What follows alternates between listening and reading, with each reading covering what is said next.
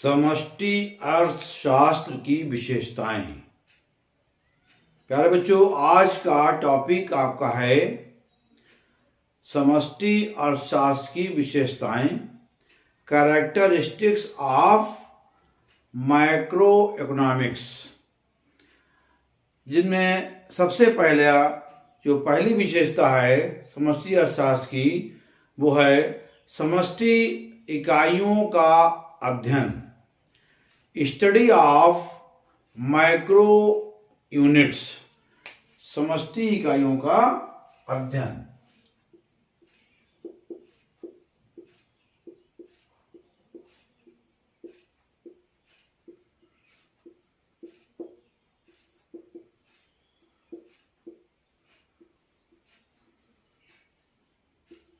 Study of micro units. ये क्या होता है? समष्टि इकाइयों का अध्ययन। समष्टि अर्थशास्त्र में समष्टि इकाइयां कौन कौन सी होती हैं? जैसे राष्ट्रीय आय, कुल उत्पादन, कुल रोजगार, सामान्य कीमत स्तर आदि का अध्ययन किया जाता है। यानी जो समष्टि इकाइयां हैं, वो समष्टि इकाइयां जो जितनी भी मैंने आपको बताई अभी, जो राष्ट्रीय आय है, कुल उत्पादन है, कुल रोजगार है, सामान्य कीमत स्तर है, ये सभी जो है इस विशेषता में ये आती हैं। समष्टि अर्थशास्त्र के अंतर्गत इनका अध्ययन किया जाता है और ये पहली विशेषता है कि समष्टि इकाइयों का अध्ययन, यानी कि हम इसी के जो समष्टि अर्थशास्त्र में जो हम इन इकाइयों का अध्ययन करते हैं, तो ये एक पहली विशेषता है समष्टि इकाइयों का अध्ययन। समष्टि अर्थशास्त्र की पहली विशेषता। दूसरी विशेषता, समष्टि अर्थशास्त्र अर्थव्यवस्था से संबंधित, यानी जो समष्टि अर्थव्यवस्था जो है संपूर्ण अर्थव्यवस्था से संबंधित। दूसरा पॉइंट है संपूर्ण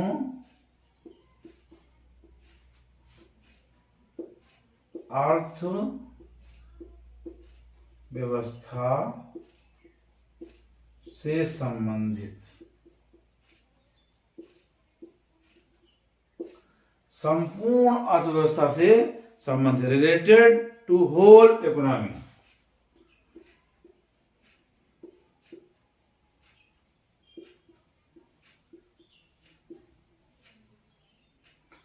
होल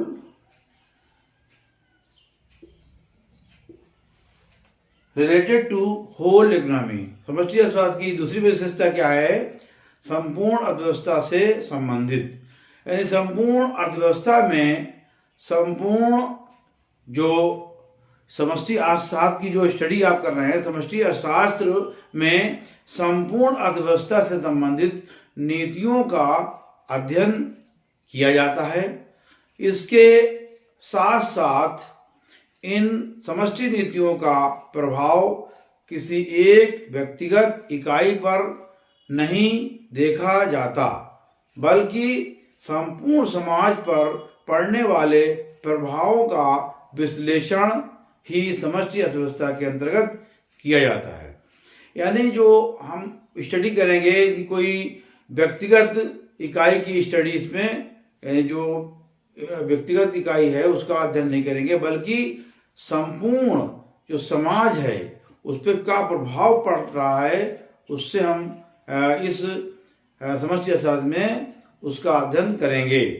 तो ये दूसरा पॉइंट हो गया आपका संपूर्ण अर्थव्यवस्था से संबंधित, यानी जो समष्टि अर्थशास्त्र जो है वो संपूर्ण अर्थव्यवस्था से संबंधित है और इसका संपूर्ण अर्थव्यवस्था पर इसका प्रभाव पड़ता है। यानी जो कोई भी समाज है, वो इस समाज में क्या घटित हो रहा है, इस सब की जो है सबका अध्ययन जो है वो इसका विश्लेषण समष्टि अर्थशास्त्र में हम करते हैं। तीसरा पॉइंट है समष्टि आर्थिक चर। Number 3,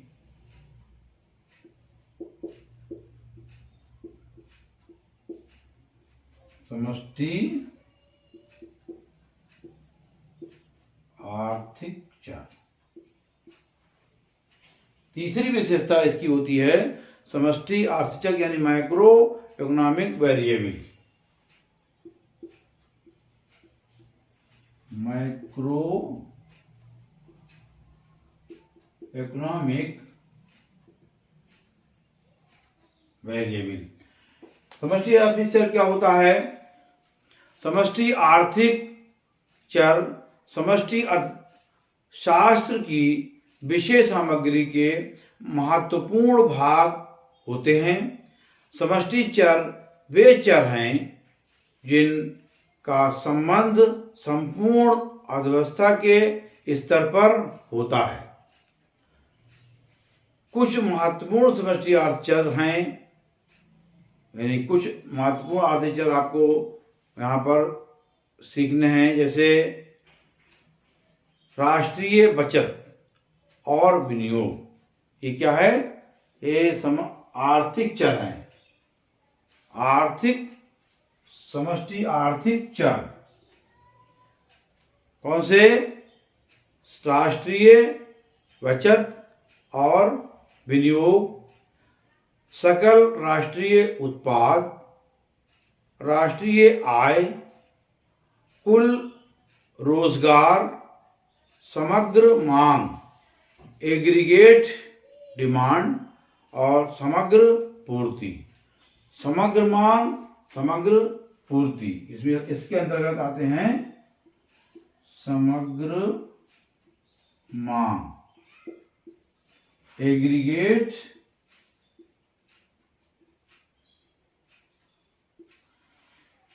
aggregate demand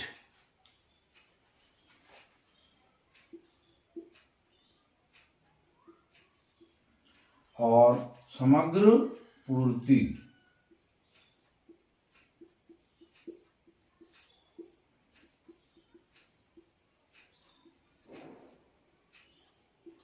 aggregate supply.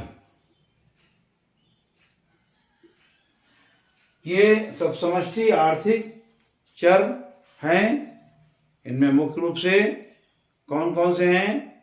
समष्टि आर्थिक चर, राष्ट्रीय बचत, नेशनल सेविंग, ये भी जो है माइक्रो इकोनॉमिक वेरिएबल्स हैं।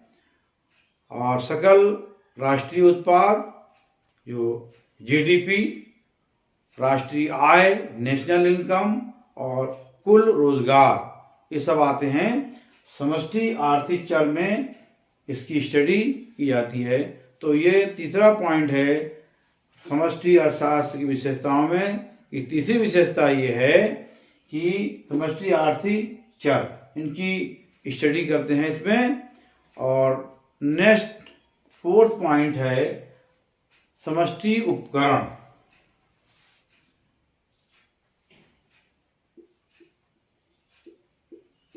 समष्टि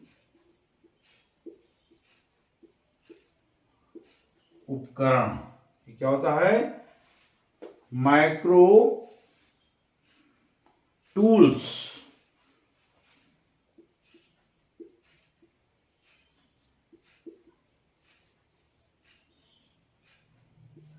माइक्रो टूल्स, समष्टि उपकरण। ये समष्टि अर्थशास्त्र की चौथी विशेषता समष्टि उपकरण, माइक्रो टूल्स, विभिन्न उद्देश्यों की पूर्ति के लिए समष्टि यानी व्यापक अर्थशास्त्र में जिन साधनों उपकरणों का उपयोग किया जाता है उन्हें समष्टि उपकरण कहते हैं। समष्टि उपकरण क्या हैं? जिन विभिन्न उद्देश्यों की पूर्ति के लिए समष्टि अर्थशास्त्र में जिन साधनों यानी जिन उपकरणों का अध्ययन किया जाता है उन्हें हम समष्टि उपकरण कहते हैं। इसमें प्रमुख रूप से समष्टि उपकरण हैं राजकोषीय नीति, मौद्रिक नीति और आय नीति। ये हैं समष्टि उपकरण। 3 समष्टि उपकरण दिए हैं। पहला क्या है? राजकोषीय नीति। राजकोषीय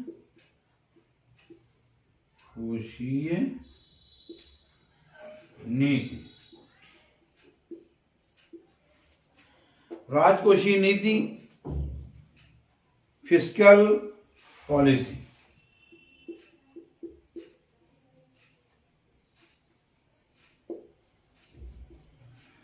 और सेकेंड है मौद्रिक नीति।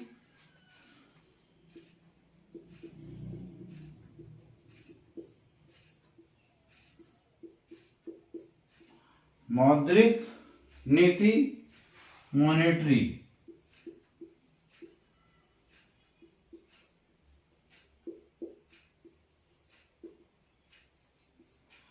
Monetary policy. और थर्ड है आय नीति।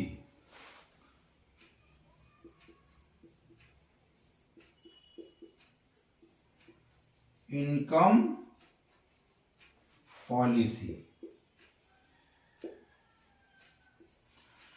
तो ये समष्टि उपकरण हैं, राजकोषीय नीति, मौद्रिक नीति और आय नीति। ये सारे micro tools, fiscal policy, monetary policy और इनकम पॉलिसी। तो ये चार मुख्य रूप से जो अर्थ समष्टि अर्थशास्त्र की विशेषताएं आप पढ़ रहे हैं, तो इसके अंतर्गत मैंने आपको चार तरह की चार विशेषताएं बताई मुख्य रूप से, जो समष्टि अर्थ की विशेषताएं हैं। समष्टि इकाइयों का अध्ययन, संपूर्ण अर्थव्यवस्था से संबंधित, और समष्टि आर्थिक चर और समष्टि उपकरण। प्यारे बच्चों, आज इस वीडियो में इतना ही। Thank you, take care.